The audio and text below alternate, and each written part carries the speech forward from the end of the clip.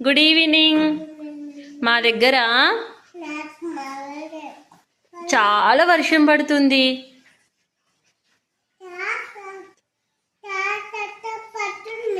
నేను పడుకొని లేచిన ఆకలి అవుతుంది. అమ్మ వేడివేడిగా ఆలుగడ్డ బజ్జీలు చేసింది, తింటున్నాను. మీరేం చేస్తున్నారు?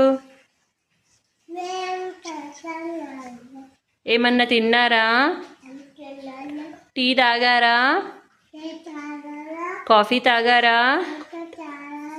ఓకే, మరి నేను మళ్ళీ కలుస్తాను. బాయ్ అండి.